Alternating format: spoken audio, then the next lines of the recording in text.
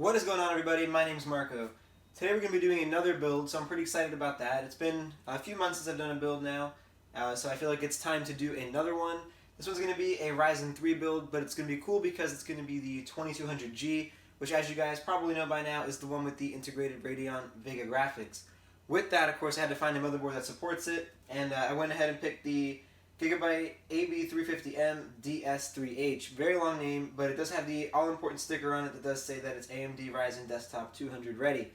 So I've been wanting to do one of these builds pretty much since the 2200G came out, but I ended up not doing that because I didn't want to deal with the hassle of having to return a motherboard that may or may not have the right BIOS on it. Sure, I could take the Ryzen 7 out of the Ryzen 7 build, but I didn't want to deal with all that hassle, especially for a build that was not an emergency situation to actually build. So the reason I came across actually doing this build finally is because I was actually out of town. I was up in Tennessee, and driving back home I passed through Atlanta, Georgia, and I had to stop at a Micro Center. It's something I have to do whenever I get near one to check it out, see what deals are going on there and all that. So I was able to talk to a human since down in Florida we don't really have any stores that sell computer parts like this, at least not where I live. Ones that were here closed a few years ago, so Amazon and all those other websites are pretty much all I buy stuff on. So I can't actually talk to someone and see products in the flesh before purchasing them. So anyway, the 2200G I was able to get on sale way cheaper than Amazon. I got it for $80. Amazon had it for $105 at the time. So for $80 I bought that without even thinking about it because I wanted one and that was that. So the motherboard was the next issue I had to worry about. So I was asking one of the employees there what guarantees I had, knowing that I would be able to get this home 7 hours away and it would totally work fine with this CPU motherboard combo. And he showed me that the motherboards that say that they're AMD Ryzen Desktop 2000 ready are the ones you want. He even offered for me to open it all up and test it out there to make sure it works, which is awesome. That's really cool of them. Nice guys.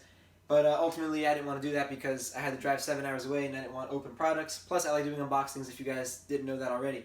So yeah, so hopefully this works out. I haven't tested it yet. As you guys can see, it's all still sealed. We're going to find that out together at the end of this video to see if it actually works. So aside from that, I did go with the Roswell FB-M01. Roswell makes some pretty cheap cases, you know, nothing special there about them. $25 on Amazon for that case. I would have bought a case over there at Micro Center, but I didn't have enough room in the car with all my crap to put a case in it as well and all that. So yeah.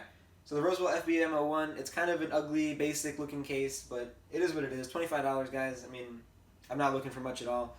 This computer is just going to be built just to play around with Linux, probably just like I've built a couple of other ones for that purpose, and nothing too special there. I'm probably going to put Windows on it just to play around with the Vega graphics for now, just to see how that runs, because I'd like to see personally how that works. I've seen some videos of it, but just for fun and just for my channel as well, I might do that. Yeah, so that's that there. We did go with my generic that I always seem to pick, it seems like, whenever I do M.2 builds. The ADATA 120GB M.2 SSD. It's just $40-something it was, I forget exactly. It might have been 40 actually on the dot right now. So that's really cheap. M.2 guys, SSD, you can't really go wrong with that. Not NVMe, but budget, who cares? This is something I was a little scared of. I went with this power spec 430 watt power supply here. I don't know anything about this. This was a Micro Center specific in-house brand. I bought these three items, the power supply, motherboard, and processor at Micro Center. This was their in-house brand, 430 watts, non-modular, nothing special. They had it on sale for like $30. Yes, I probably could have gotten a better brand on Amazon looking back, but it was kind of one of those things that was there. I was excited about it, and I bought this. It's 80 plus white, so at least it's some form of 80 plus. They had another EVGA power supply there for $25. That was, I think, 430 watts as well, but it wasn't 80 plus certified, and I really didn't want to put that in this build. And for $5 more, I got 80 plus, so make of that what you will, guys. Like I said, power spec, never heard of it, but hopefully it works. Like I said, it's 80 plus certified. Micro Center must sell it, sells it, so it must not be complete trash. And it was $30, so if it sucks, worst things I could have spent $30 on. And lastly, for the RAM, this is the 4GB of Patriot RAM here. It's just some generic Patriot RAM. I think Patriot's good stuff. I've used it in some other builds, but I've never tried overclocking it or anything like that. I'm not too big into that anyway. So yeah, 4GB of RAM should be fine for this build. Maybe for games I'll put some RAM in from another build I have just to actually have a good amount of RAM to actually do some gaming on it, just to test it out. Yeah, just for using Linux and office stuff, school stuff, whatever you name it, 4GB of RAM should be more than enough for this build. So yeah, guys, that's going to sum up the parts of the build here. We're going to go ahead and start putting her together. Alright guys, so before we get into the build itself, I just wanted to go ahead and show you guys a little bit about the motherboard. There's a little bit of confusion that I'm seeing at this moment, and that is the fact that it does say that it's well, denoted by the B350. I'm assuming this is a B350 chipset. I'm actually like 99% sure it's a B350 chipset because it was $70. But it's just weird that it goes ahead and puts X370 down in the bottom corner of the box. So it's almost like they're tricking you, like, oh, look at this, you're getting an X370 motherboard, but you're not. I think it's more of an advertisement so that maybe you buy X370 instead. I don't really know. I find that kind of stupid that they would put that on a B350 motherboard, but whatever. So, aside from that, let's go ahead and look at the rest of the box and see what we're dealing with here. So, it does say that it has SmartFan 5 control. I'll go ahead and zoom in there for you guys so you can actually see that a little better. So, there we go. Sorry about that. So, SmartFan 5, RGB Fusion, it's VR ready, all that stuff, and of course Ryzen, so that's cool with that there. And yeah, so it's a Gigabyte board, so I believe it has dual BIOS. I thought they all did now, but this might not. I'm not 100% sure about that. I didn't buy it for that purpose. I bought it because it was the cheapest board they had there. That was already, so they said, Ryzen 2000 ready. So, yeah. On the side, we have some more X370 branding for some reason. This is just some information on the side here. I don't even know what that's for. It just talks about something that it does. And then this side, there's some more X370 branding, along with some serial numbers, looks like model numbers, all that good stuff there. And on the back, of course, we've got information about the board itself. So once again, the SmartFan 5 stuff here, it has the 2 hybrid fan headers and 5 temperature sensors. So one good thing about B350 is that it actually can overclock versus Intel's B250 chipset, which has little to no overclocking at all. This one actually can do some overclocking. The Ryzen build that I have over in the other side of this room is overclocked a bit with the Ryzen 7 on a B350 chipset. So it's possible, guys. It's possible. Yeah, so basically this one's going to be probably overclocked. I'm probably going to overclock it at some point because it's possible, but it's also not going to be the number one thing I want to do because I don't really care. It's more just something to play around with. So it's got NVMe M.2 connector. It'll fit any NVMe drive as far as I'm concerned. Sure hope it does because I didn't buy sure hope it fits any M.2 SSD because I did not purchase an NVMe one because I don't need that stuff there. So yeah, it has that, as you guys can see there, and you'll see it in the build, of course. And it has the gigabit LAN, and it's got better onboard audio than other ones, I guess. And then the RGB light strips are pretty cool. I like that. Yeah, guys, so we're going to go ahead and actually open this up now and get started with the build process.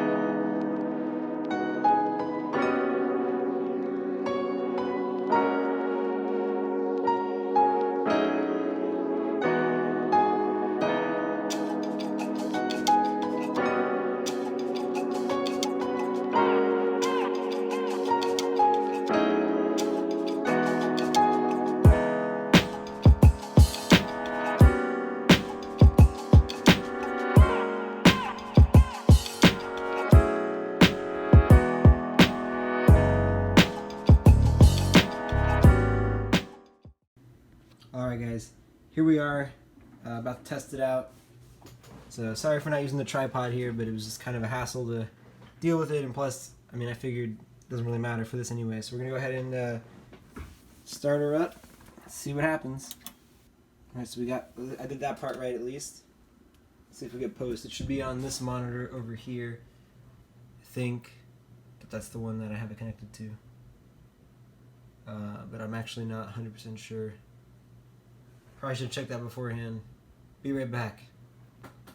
Alright, so it did just beep.